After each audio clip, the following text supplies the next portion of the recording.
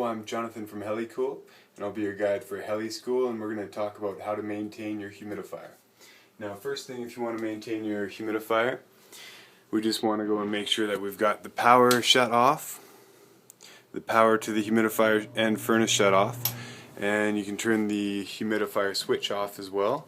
We're going to turn those off, and we're going to go over to your humidifier valve, which should be the 1/4 inch water line, could be copper, could be plastic. We want to shut that off so that you don't get any surprises when you take apart your humidifier. Now, this humidifier, I've already disconnected the top, but all we're going to do, you may have to loosen off the water valve a little bit as well.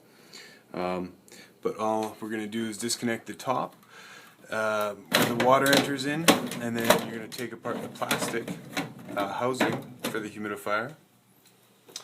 Now, once that plastic housing for the humidifier is taken apart, you just want to go and find the meter pad within there. And you can see this one hasn't been used very often, so there isn't very much scale on it.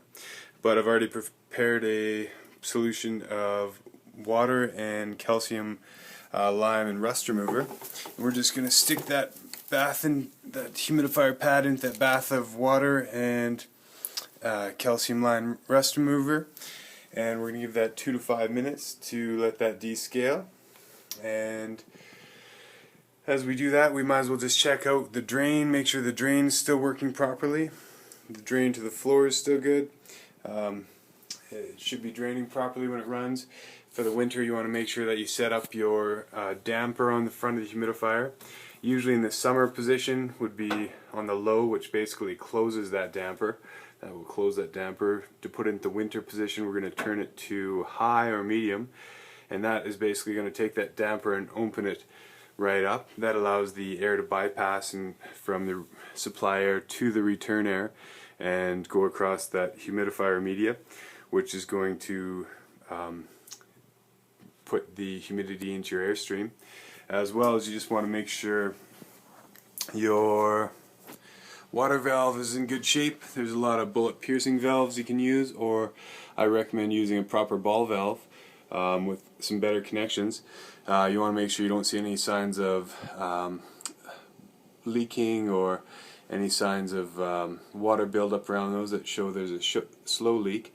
When you put a plastic water line on, you want to make sure you put a compression insert as well inside the plastic, so as the compression ring tightens up, it doesn't compress the plastic so much that it leaks. And as well, when you turn that back on, you're going to want to make sure it's just on enough so that it's not the water isn't flowing through it too fast. Just a slow drip out of the drain is fine, so you're not wasting water. Now that we've got the humidifier in there for a couple minutes, we're just going to give it another minute or so.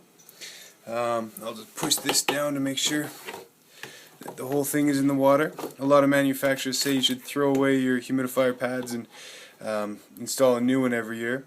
I think that's a little wasteful when they only take a few minutes to clean. Now, when we're after about 2 to 5 minutes with that, we're going to take it, reinstall it into the humidifier, put the water line back into the top humidifier, tighten up the